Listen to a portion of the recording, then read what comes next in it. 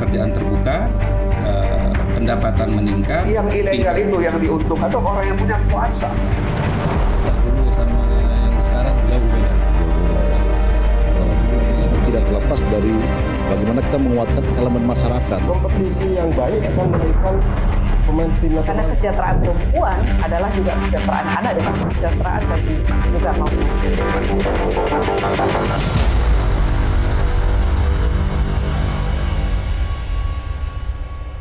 Anda dituduh bohong atau Yara dituduh bohong. Pendapat Anda gimana? Ya kami bohong yang mana? Yang menyampaikan itu akan dihentikan siapa? Itu Kabid Humas. Kemudian yang menyampaikan itu kemudian belum masih dilanjut, masih dalam proses, itu juga di Polda Aceh juga. Jadi kita ini kan hanya di luar Mana yang bingung benar ini. gitu ya? Mana yang benar ini? Jadi karena ini tarik ya, akhirnya lempar bola keluar. Yara bohong katanya. Yang bohong siapa sebenarnya? Kami kan tidak pernah menyampaikan bahwa ini sudah ditutup enggak. Kita sebagai masyarakat ini menduga. Kemudian ini kita tracking lagi ini informasi cowok. Kita cari informasi, kemudian dapat foto lagi. Foto siapa itu? Foto Winardi dengan salah satu vendor BBM di MIFA. Nah, kita dari foto ini kemudian menduga ini ada sesuatu berarti ini. Kombes Winardi mengatakan harus ada uji lab lagi. Ya. 24 ton ini gimana mau uji lab? Artinya kan bukan sebotol, 2 botol untuk menilai keabsahan dari minyak ini kan. Saya katakan itu mau B1, B2, B30, B1000 pun tidak masalah. Nggak ada urusan dengan apa minyak itu, nggak ada urusan. Pertanyaan sekarang, minyak itu dari mana?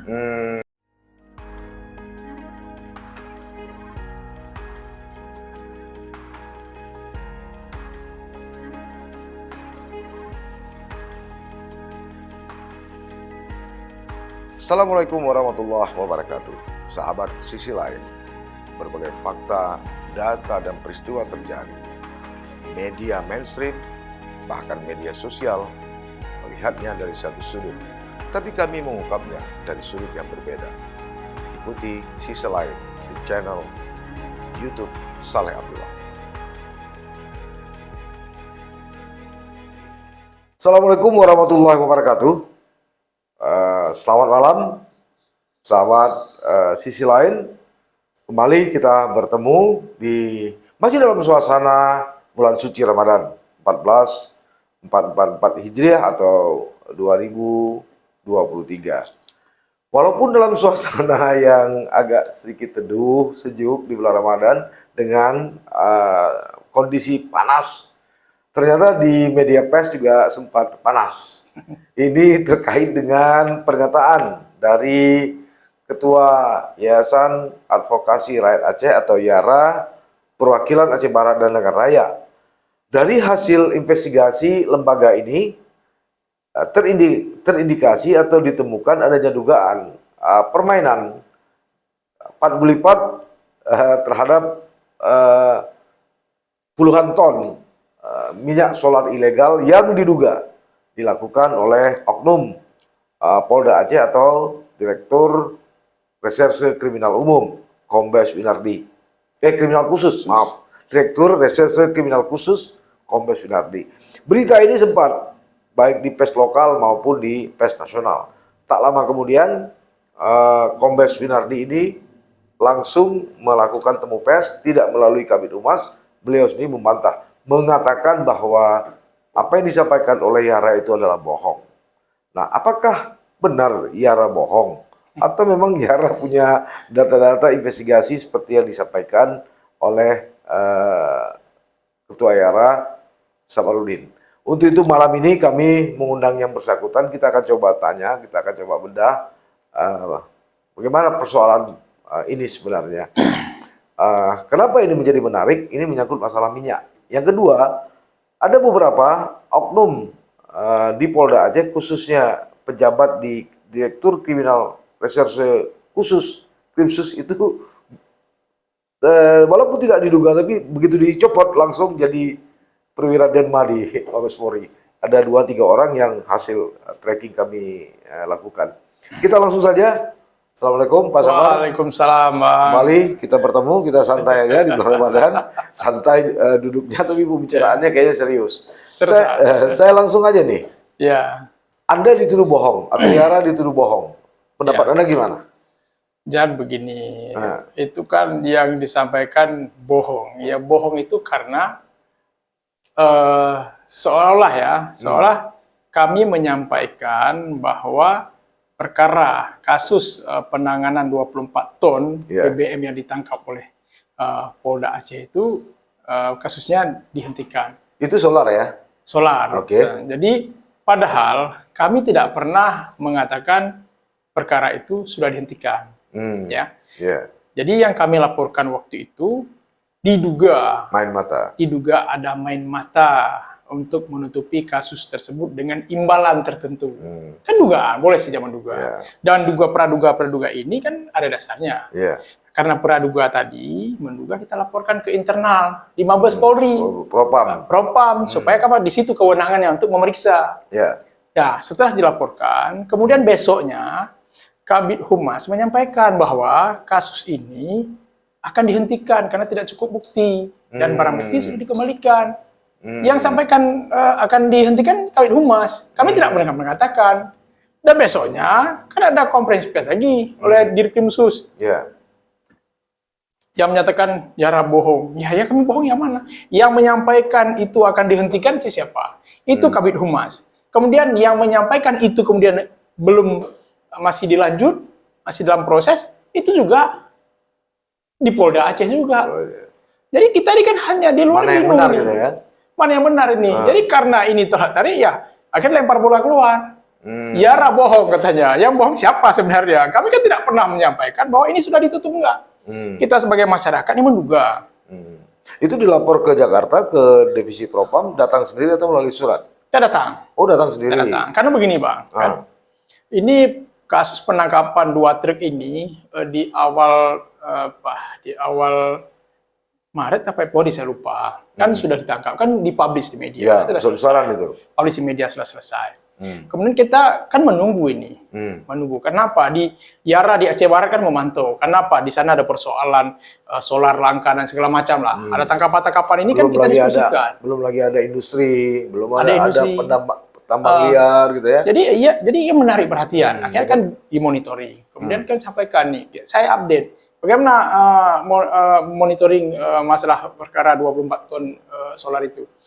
Disampaikanlah seperti ini. Ya udah, kalau begitu gini aja. Sampaikan ke kawan-kawan media, kita minta ke Polda Aceh itu membuka secara terang benderang. Kemudian Hamdani menyampaikan mengultimatum waktu itu, judulnya Yara Ultimatum Polda Aceh untuk membuka. Nah, kemudian setelah itu keluar di kawan-kawan media, jadi pemberitaan, kemudian Kombes Winardi juga mengcounter, kemudian menyampaikan bahwa perkara ini masih dalam proses. Masih dalam proses artian masih menunggu hasil lab minyaknya. Ya kalau hasil lab itu saya pikir tidak perlu berhari-hari hasil lab. Nah, 1 jam selesai itu hasil lab. Karena minyaknya kita taruh di lab pertama, coba lihat ini komposisi minyaknya apa saja isinya. 1 jam selesai. Kalau yang kami dapat informasi. Nah kan sama ya seperti itulah ya. Ini kan berhari-hari. Nah setelah itu kan setelah kita tanya seperti ini. Kemudian ini kita tracking lagi ini informasi kita cari informasi, kemudian dapat foto lagi. Foto siapa itu? Foto Winardi dengan salah satu vendor BBM, vendor BBM di MIFA. Ada fotonya. Itu yang kemarin waktu di kantor saya konferensi saya sampaikan nih fotonya. Karena ada fotonya ini kita menduga. Kita dapat foto ini. Nah, kita dari foto ini kemudian menduga ini ada sesuatu berarti ini. Itu dugaan kita. Kita tidak menuduh.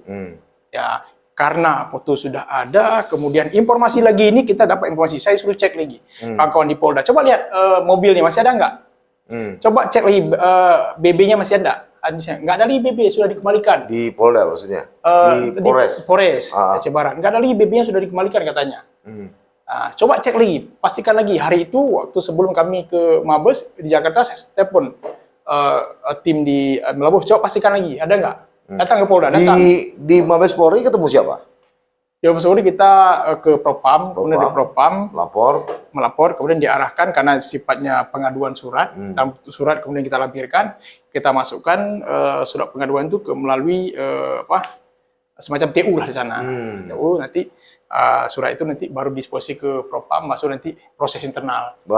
Bukti penyerahan itu ada ya? Ada itu di Hamdani. Itu. Ada nggak misalnya semacam dialog, janji dari Mabes Polri, oh kami akan tindak lanjuti segala macam?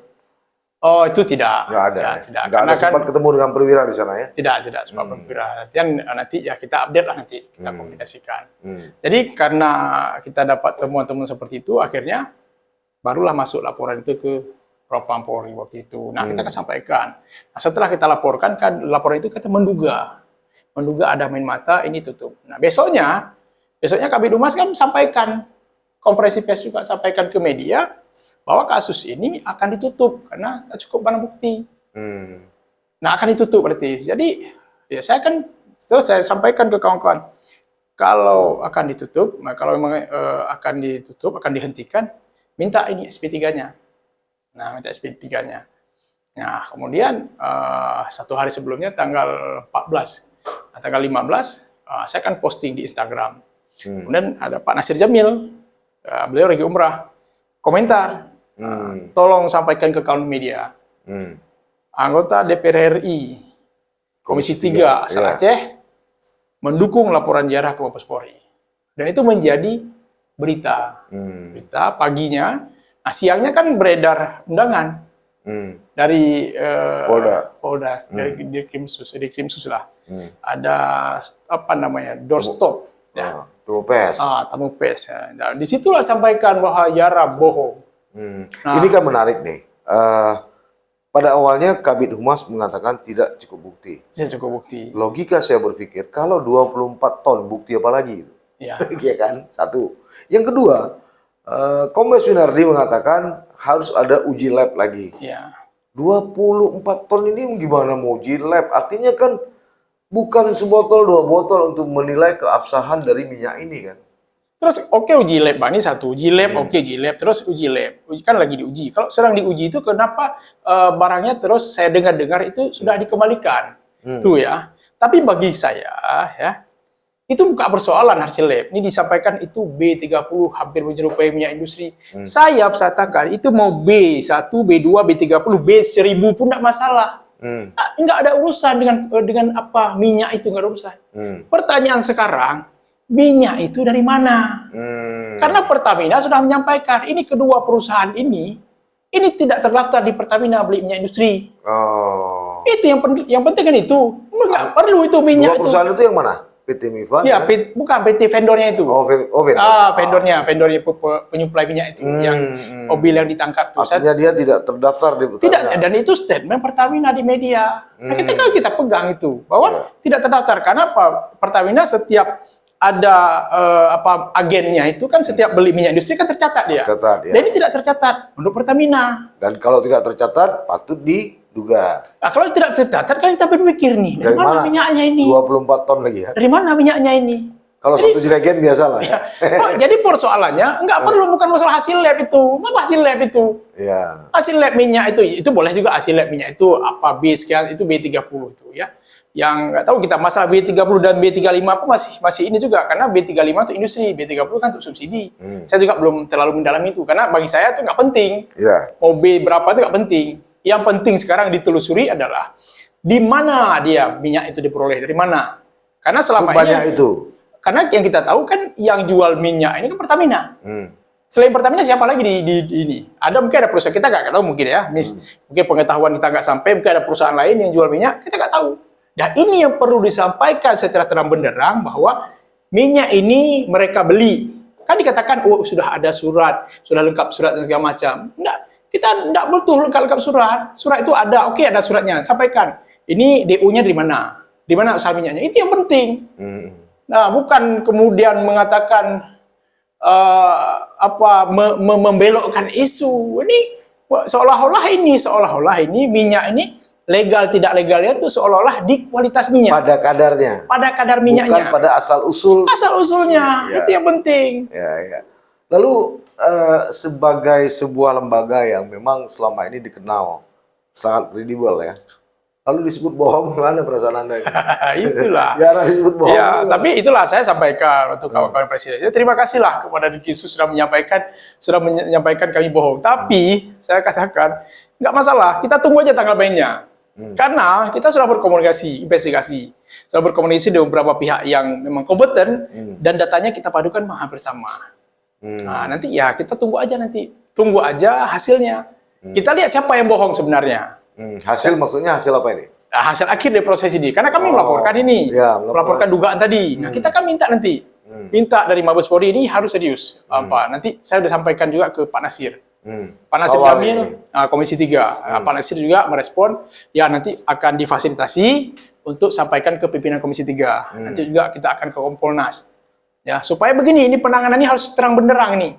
Jangan begini dia, ya. Ada berapa saya lihat itu di Polda ini. Begitu ada tangkapan, heboh, ajak kawan-kawan media blow up luar biasa. Udah itu hilang.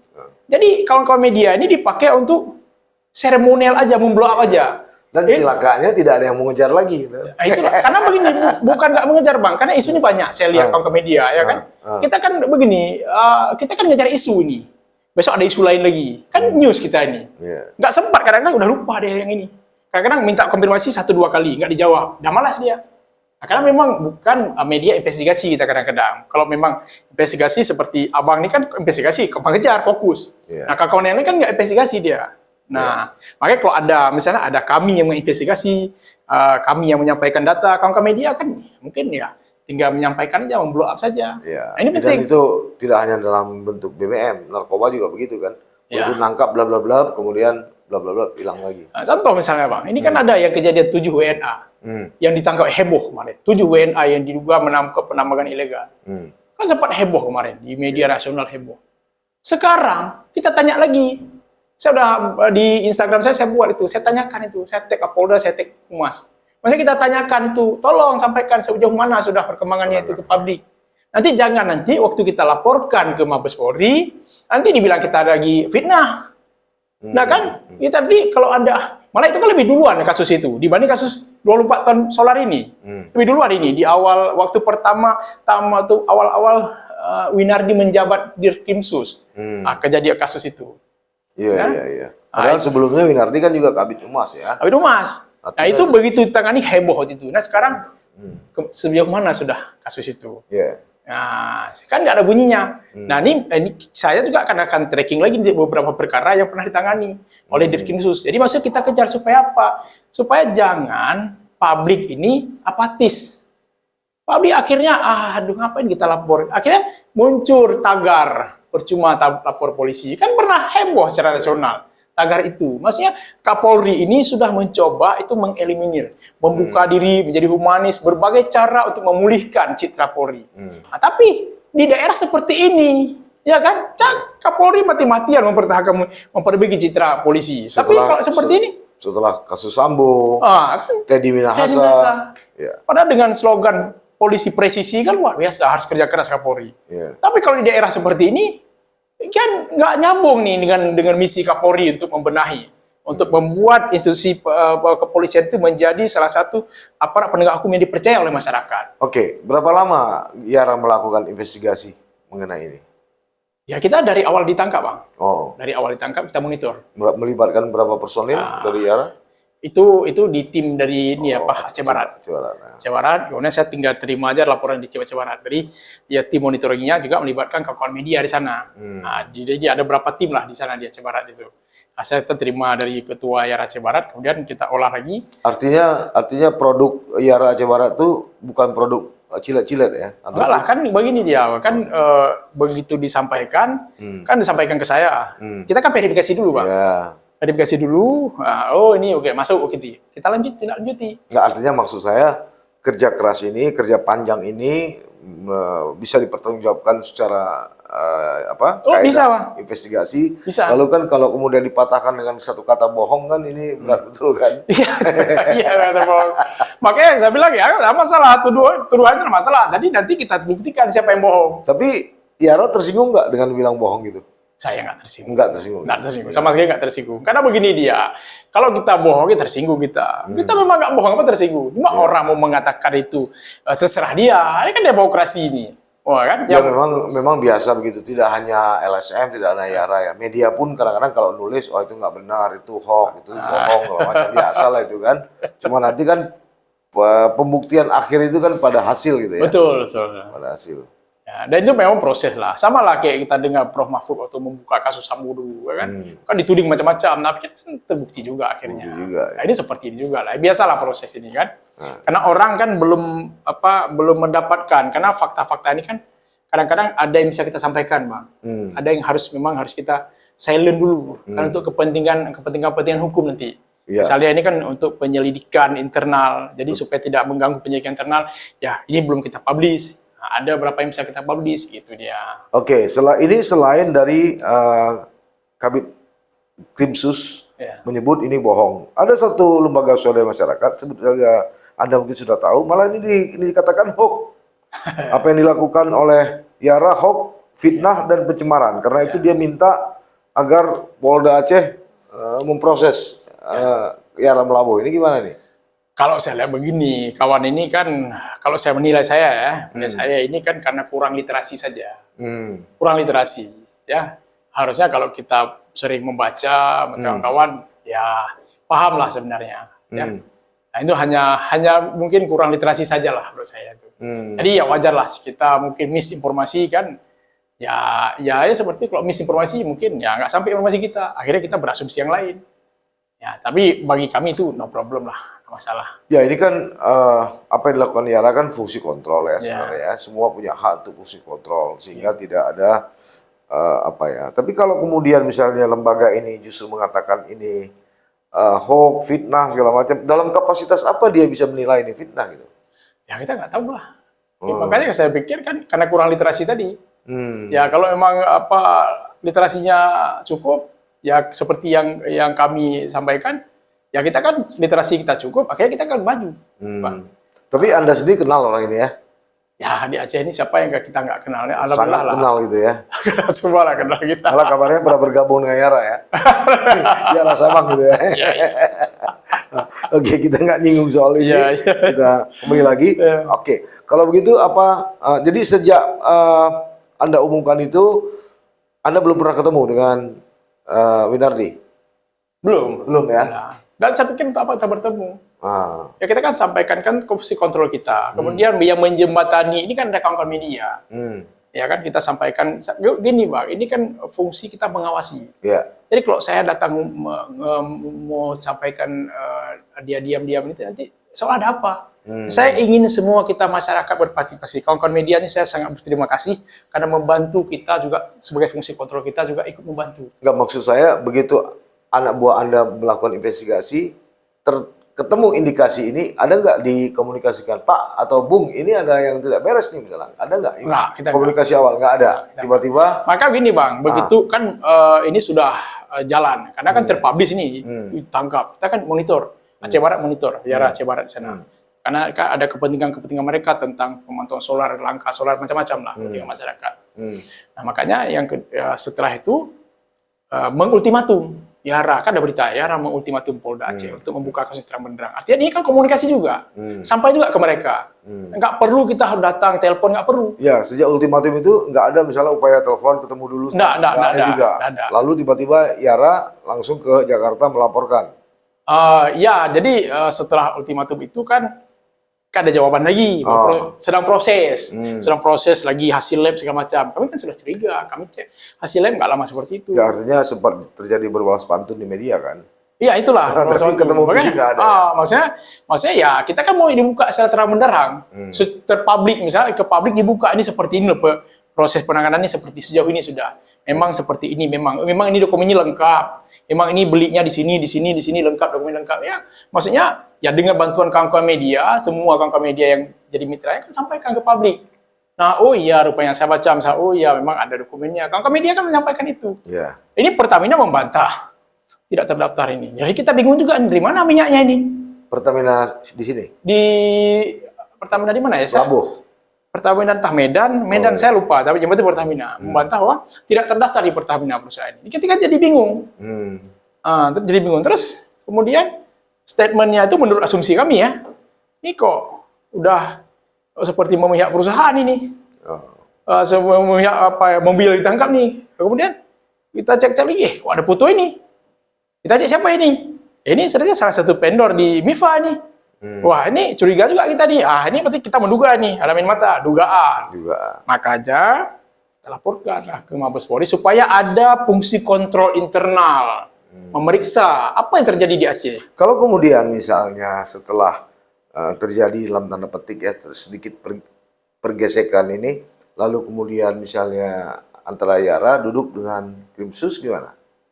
Misalnya? Ya bertemu, membahas soal ini, gimana kelanjutannya? Kita tidak masalah, Bang. Kita tidak masalah. Maksudnya kan begini. Kita kan dari awal memang ingin mendorong kasus ini dibuka. Karena begini, jangan asal tangkap. Jangan asal tangkap, kemudian setelah tangkap hilang. Kan ada beberapa kasus itu, tangkap heboh hilang.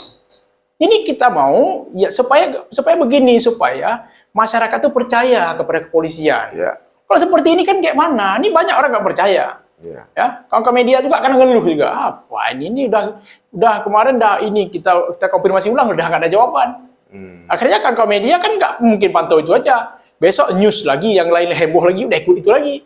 Ya kan memang ya kawan-kawan media kan dia kejarnya news bukan investigasi, bukan penyidik, dia hanya fokus satu kasus dia. Nah gitu dia. Baik, Bung Sapar. Terima kasih atas kehadirannya. Ini menarik sebenarnya, kita lihat ini pun sejauh mana nanti berakhir ya. Berakhir di mana? Apakah sampai ke dermaga atau justru hilang dihantam ombak gitu kan? Dan endingnya kalau kami ini mau mengatakan siapa yang bohong sebenarnya? Siapa yang bohong sebenarnya? Baik sahabat, sisi lain itu tadi perbincangan saya dengan Ketua Yara, Saparudin. Temanya tentu soal bohong ini. Apakah di antara dua lembaga ini atau dua sosok ini nanti akan terbukti apakah Yara yang berbohong seperti dikatakan oleh Kombes Yunardi atau memang Kombes Yunardi sendiri yang berbohong. Kami tidak mengambil kesimpulan malam ini, kita tunggu aja biar waktu yang jawab. Sampai bertemu. Assalamualaikum warahmatullahi wabarakatuh. Waalaikumsalam warahmatullahi wabarakatuh.